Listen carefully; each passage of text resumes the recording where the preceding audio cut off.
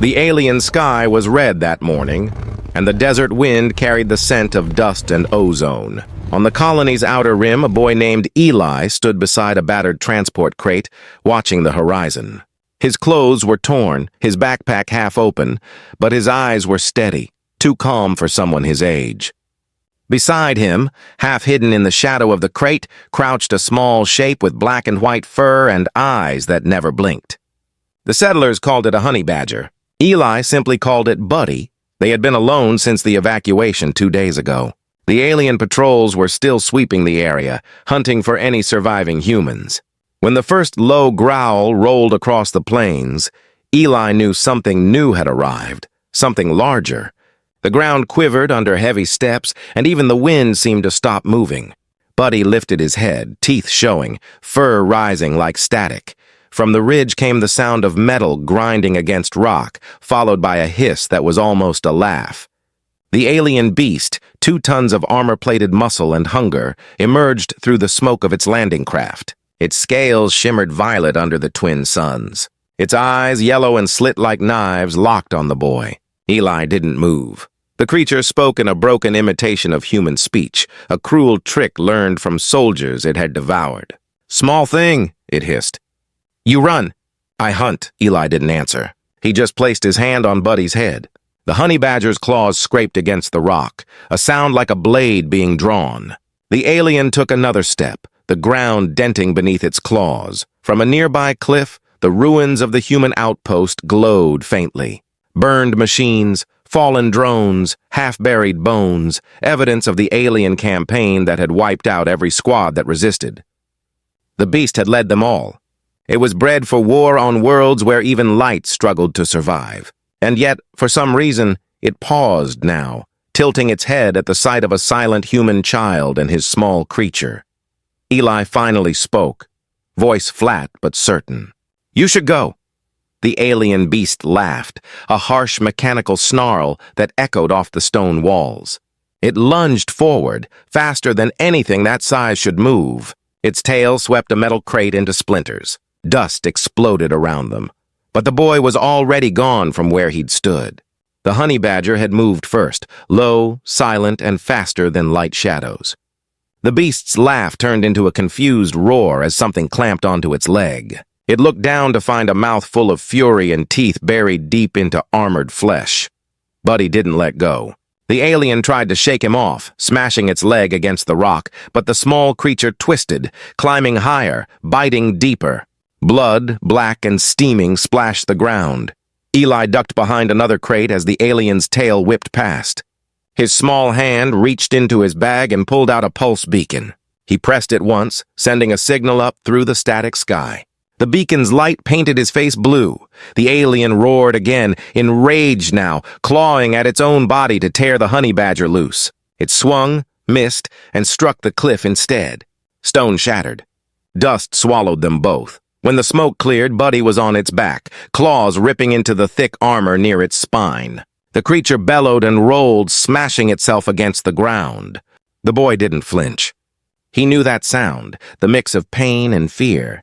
The beast tried one last strike, its tail stabbing like a spear, but Buddy was already inside its reach, jaws locking onto the exposed throat. A moment later, there was silence. The air shimmered with heat and blood vapor. The alien beast lay still, its chest rising once, then never again. Buddy stepped off it, fur matted, eyes bright as embers. He turned to the boy as if asking for confirmation. Eli nodded once. "Good boy." The beacon light blinked faster, signaling the incoming ship. Human reinforcements were close, but the boy didn't look toward the sky. He looked at the alien corpse and the empty horizon beyond it. He knew this wasn't over. There were others out there, larger, stronger, and angrier. But they would remember this planet, this day, and this creature that showed no mercy. Buddy sat beside him, growling softly at the wind. And together they waited as the sky filled with thunder again, not the thunder of alien war machines, but the return of humanity.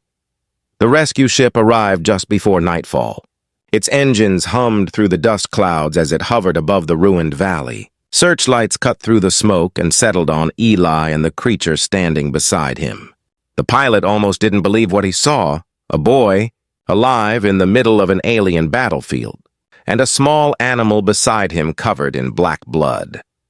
When the ship landed, soldiers in gray armor rushed out, weapons raised. One of them shouted, "Identify yourself!" Eli didn't speak. He just lifted his hands slowly, then pointed toward the corpse of the alien beast sprawled behind him. The soldiers stopped moving. Even through their helmets, they could feel the weight of what had happened there. The creature was one of the beasts that had destroyed entire squads. Seeing it dead and killed by a child didn't fit into any training manual. Buddy let out a low growl, deep and warning. The nearest soldier took a step back. The boy reached down and placed a calm hand on the animal's back. "He's with me," Eli said quietly. The soldiers looked at each other, unsure whether to laugh or salute. The captain approached, his armor marked with scratches and old burns. "Kid," he said, "what happened here?" Eli just replied, "It threatened me." He paused, then added, "Buddy didn't like that." They loaded him onto the ship, the honey badger never leaving his side. The medic wanted to scan the creature, but one flash of its teeth changed his mind. The captain watched the two of them from the control deck as the ship lifted off. He had seen death, chaos, and alien warlords, but this was something different. There was no fear in that child, only stillness. Hours later, the ship docked at a human outpost orbiting the colony world. Inside the medical bay, scientists gathered to analyze what the crew brought back. The dead alien beast was hauled into containment. Its wounds told a strange story. Bite marks, claw tears, internal bleeding from strikes that shouldn't have been possible for something so small. The chief biologist stared at the reports in disbelief. "That animal tore through exoscale plating. Impossible," she muttered. "Unless—" She turned toward the observation window where Eli sat beside the honey badger, feeding it from a ration pack. The boy's eyes met hers. For a second, she looked away first. Later that night, alarms echoed through the station. Sensors picked up new heat signatures entering orbit, multiple alien vessels, far larger than before.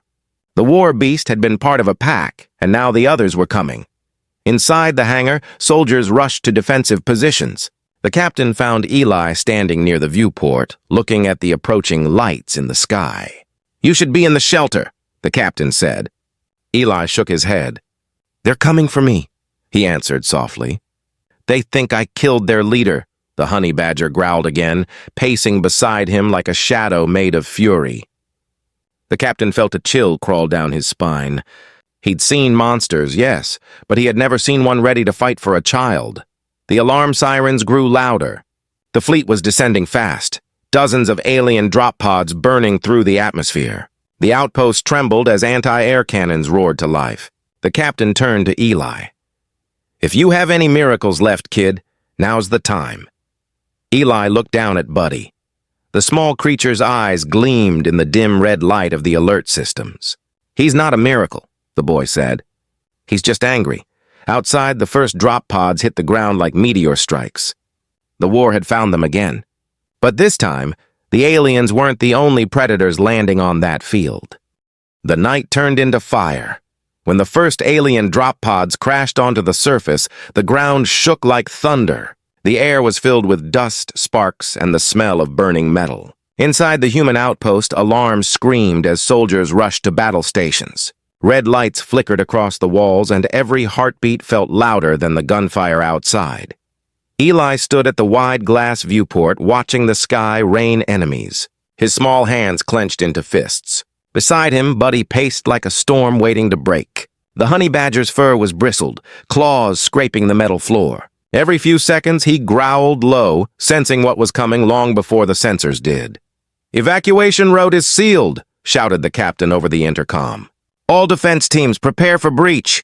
The alien ships formed a ring above the outpost, black shapes glowing with red engines. Their beasts were not mechanical this time. They were alive, furious, and larger than the one Eli had killed. The aliens wanted revenge, and they brought their monsters to finish what their leader started. A sudden explosion tore through the outer wall. Soldiers fired pulse rifles into the smoke, but the creatures kept coming. Clawed limbs slammed through barricades. Armor split like paper. The hallway filled with roars that didn't sound natural. Eli ran toward the command deck, Buddy sprinting beside him. The captain met them halfway, shouting, "Kid, you shouldn't be here!" Eli replied without fear, "They came for me. If we hide, they'll tear this place apart." The captain stared at him for a long second. "Then what do you suggest?" Eli's eyes shifted to the hangar bay doors. "Open the field gates. Let them come." It sounded insane, but the captain saw something in that boy's face. Calm determination, the same look he'd seen in veterans who no longer feared death. He gave the order. The steel gates groaned open, and the desert wind howled through the station. The alien pack surged toward the light, claws carving the ground. Their leader, a creature with crimson armor scales, roared and charged straight for the boy. Eli didn't move. He simply whispered one word, "Buddy!" The honey badger leapt forward, a streak of motion faster than eyes could follow. The first beast swung a claw the size of a sword, but Buddy dodged under it, ramming straight into the soft underbelly. The sound was like tearing metal. Black blood sprayed across the sand. The creature stumbled, screaming. The others slowed, unsure. Humans had fallen before them countless times. But now they saw something small, a blur of rage, cutting through one of their strongest. Soldiers on the ramp watched, frozen as Buddy ripped through the alien's chest armor, climbed to its head and bit down. The crunch echoed through the canyon. The captain whispered, "By every star!" "What is that thing?" Another alien beast roared and charged. Buddy turned, face dripping with blood, and launched again. It wasn't a fight, it was punishment. The humans opened fire, backing the honey badger with plasma bolts. The desert turned into a storm of flame and smoke. Eli stayed where he was, eyes locked on the field. The boy's lips moved as if he were talking to someone unseen. "They'll keep coming," he said softly. "They think we're prey." The captain looked at him. "And what are we?" Eli turned, his face lit by the burning sky. "We're from Earth," he said. "We don't run. We remember." Outside, Buddy finished the second beast and stood over the bodies, roaring into the storm. The aliens hesitated. For the first time, their instincts screamed that this was no ordinary creature, that the small, angry animal before them belonged to a world even deadlier than theirs. In orbit, alien commanders watched the battle feeds, their war room filled with static as the images flickered, beasts dying one after another, human soldiers rallying behind a boy and his impossible companion. One officer muttered, "That thing should not exist." Another whispered, "Then perhaps neither should humanity." Down below, Buddy snarled again, ready for the next wave. Eli stepped forward, dust swirling around him, the beacon still flashing from his bag, a signal calling every human ship in range. The war for the planet had just begun, and the galaxy was about to learn what it truly meant when a honey badger showed no mercy. The battlefield burned for hours. By dawn, the desert around the human outpost was nothing but black smoke and the twisted remains of alien war machines. The air shimmered with heat, the sand soaked with strange blood that hissed where it touched the ground. Human survivors stood behind the barriers, exhausted but alive. They had witnessed something that no soldier would ever forget. Buddy sat on a broken piece of metal, chest rising and falling slowly, his fur matted but his eyes sharp. He didn't rest long. Every few minutes, his head turned toward the horizon, waiting for another enemy. Eli sat beside him, his small hands wrapped around a flask of water. He poured a few drops into his palm and offered them to the creature. Buddy licked his hand once, then went back to watching the sun rise. The captain approached quietly, armor scratched and blackened. "You did well, kid," he said, his voice rough. Eli didn't answer. His eyes were distant, fixed on the fallen ships scattered across the plains. "They'll come again," he said finally. "They don't stop," the captain sighed. "Then we make sure they regret it." Above them, communication channels buzzed with static. Every human ship in orbit had seen the footage. Images of a small boy and a furious honey badger ripping through alien monstrosities that had terrified the galaxy for years. The video spread faster than any weapon. Soldiers replayed it again and again, whispering, "That's humanity." Across the stars, other species watched too. Some refused to believe it. Others began to fear what kind of planet could create such a creature. In the alien command vessel orbiting the colony, chaos reigned. The warlord, known as Kareth, slammed his claws into the control table, splitting it in half. "You let a child and a beast destroy our army!" he roared. His officers trembled, none daring to meet his eyes. One finally spoke, voice shaking. "It wasn't just a beast, my lord. The data shows unnatural aggression, no fear response, resistance to plasma damage." "Enough!" Kareth hissed. "I will deal with them myself." Below, Eli looked up as a shadow passed over the desert. A massive warship blotted out the sun. Its engines rumbled like thunder, casting heat waves across the sand. The captain's voice came through the comm. "They're deploying the warlord himself. Everyone to defensive positions!" Eli stood, brushing the dust from his hands. Buddy growled deep in his chest, eyes glowing faintly gold in the morning light. The boy didn't look afraid. Instead, there was something else. Acceptance. "They won't stop," Eli said quietly. "So we'll end it." The ship descended, shaking the ground.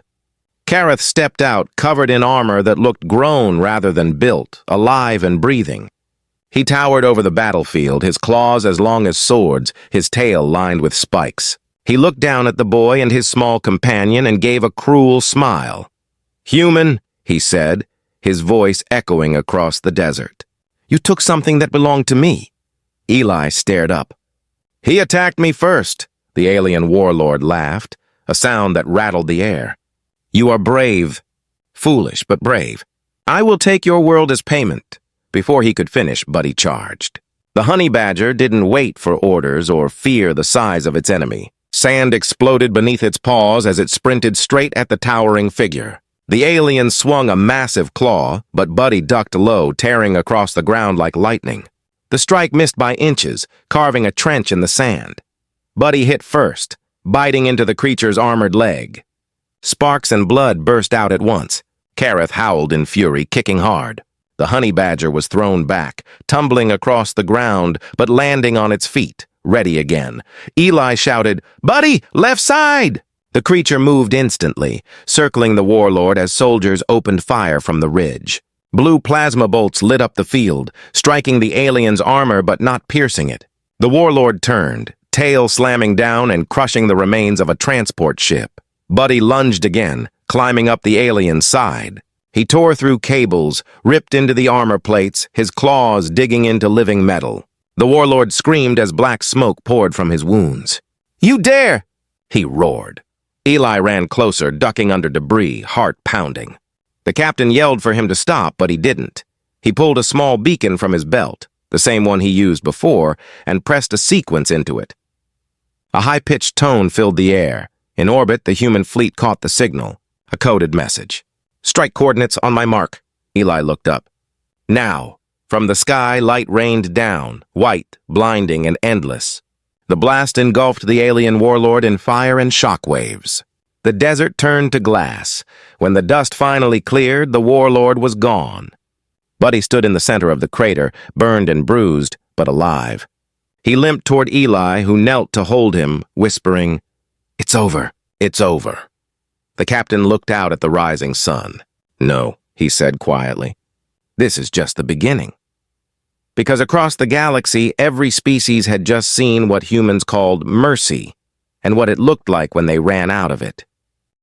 The war was over on the desert world, but its echo traveled far beyond, across the galaxy. Data feeds carried shaky footage of the battle, a small human child standing calm before a monster, and beside him a creature that looked like a shadow with teeth. Every alien broadcast replayed the same moment, the honey badger leaping into fire, the warlord's scream, the sky turning white. No propaganda could hide what happened. The aliens tried to label it as human trickery, an illusion. But soldiers who had fought there spoke openly. "I saw it," one said in a trembling voice on a broadcast. It didn't feel like a pet. It felt like the planet itself was angry. On the human colony ship, resolute officers and civilians gathered around screens in silence. Then, slowly, cheers erupted. Soldiers raised cups, engineers clapped, and even the old veterans wiped their eyes. Humanity had done the impossible again. A boy and his tiny companion had crushed fear itself. In the medical bay, Eli sat quietly beside Buddy, who was resting on a padded floor under soft lights. His fur was patchy, his side bandaged, but his breathing was steady. When the captain entered, Eli looked up. "You should be proud," the captain said softly. "You saved thousands." Eli shook his head. "Buddy did," the captain smiled faintly. "Maybe, but you stayed." He turned to the viewport where stars drifted by. "The council will hear of this," he continued, "and they won't like it." "You scared them, boy. Every one of them." Eli didn't reply.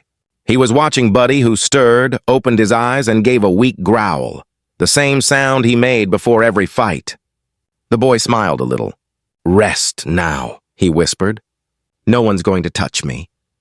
But far away, deep in the void, the Galactic Council already met in secret.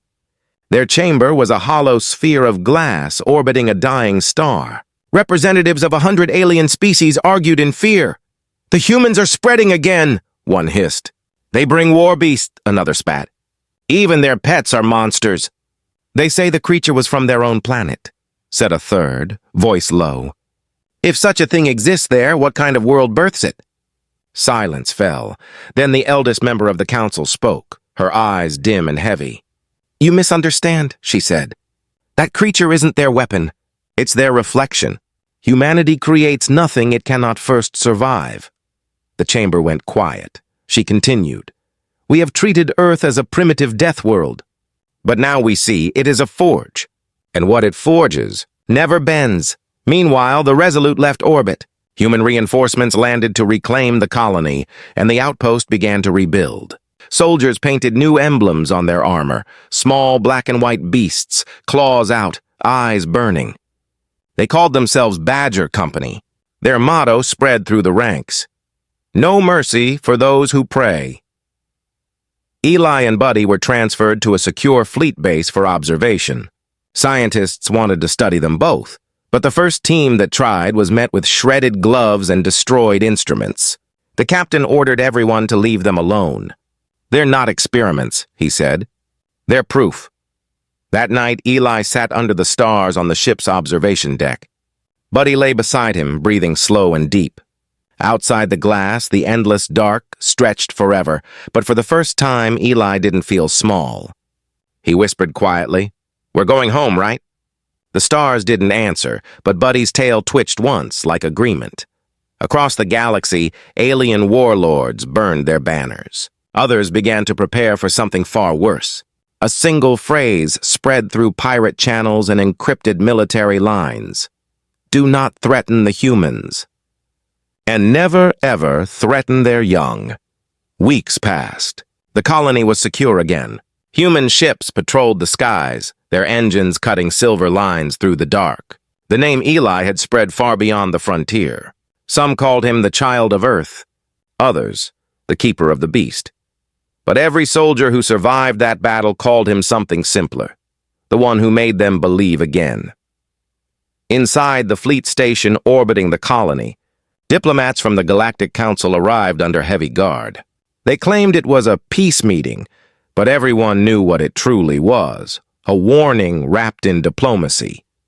Eli sat in the viewing chamber with Buddy resting beside his chair. The honey badger was calm now, but every alien in the room avoided looking directly at him. They'd seen what those black eyes could do. The head of the council delegation, a tall blue-skinned envoy, spoke in a careful tone. "Human representative," he said, addressing the captain. "We wish to ensure that your creatures are contained. The balance of the galaxy depends on restraint." The captain smiled faintly. "We didn't unleash a weapon," he said. "We defended a child," murmurs broke out among the aliens. The envoy's jaw tightened. "That beast slaughtered one of our high commanders." The captain leaned forward. "He shouldn't have touched the boy." Silence. Heavy, suffocating silence. Eli stood. He wasn't tall and his voice wasn't loud, but when he spoke, the room felt smaller. "You're afraid?" he said simply. "Not of us. Of what we become when someone we love is hurt."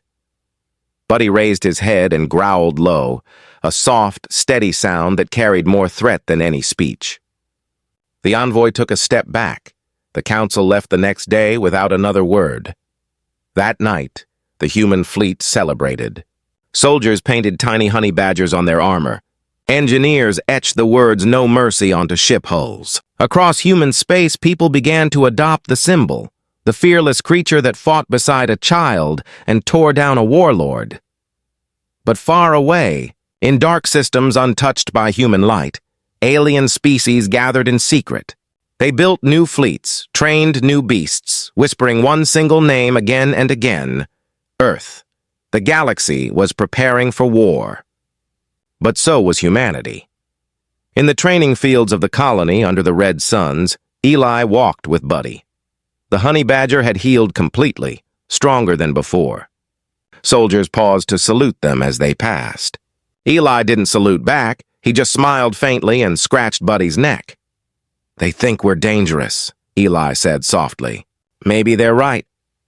Buddy looked up, nose twitching, then turned toward the horizon where smoke from human forges rose into the air. New ships were being built there, sleek, fast, deadly. Humanity wasn't just rebuilding. It was evolving. The captain approached from behind, hands in his pockets. "Command wants to know if you'd name the new defense program," he said. "They're calling it Project Honeyguard for now." Eli thought for a moment. "No," he said. "Call it Mercy's End," the captain blinked. "That's a bit grim." Eli looked toward the sunset. "Only for those who start wars." The wind picked up, carrying the scent of metal and rain. Buddy growled once at the horizon, then relaxed as Eli's hand brushed his fur. Together they watched the light fade over the quiet world they had saved. In the coming years, the galaxy would learn to speak that name in hushed tones. Stories would spread of the small child and the impossible creature that defended him. Not as soldiers, not as weapons, but as a promise. Because humanity, they said, could be peaceful, patient, and kind. Until you threatened their own. Then mercy ended.